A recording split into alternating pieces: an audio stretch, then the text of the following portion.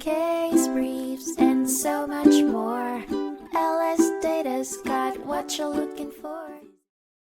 A dispute over the valuation of two hotels led to a 2012 bankruptcy case, Buena Vista Oceanside LLC v. Optimum Bank, which saw both parties employing the Income Capitalization Approach to determine property value.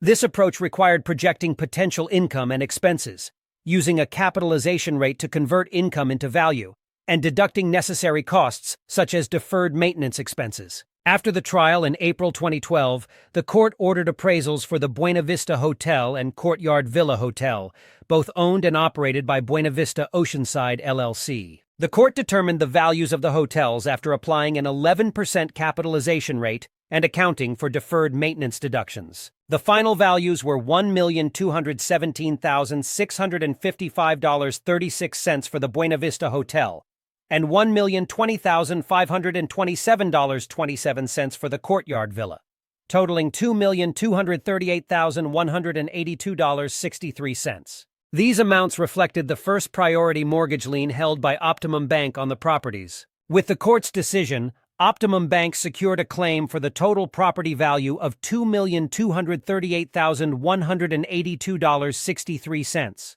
while Buena Vista Oceanside, LLC, was left with a property value of $2,288,182.63 for their hotels.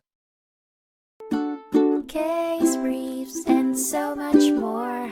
LSDa's got what you're looking for. Visit LSD.law, elevate your mind.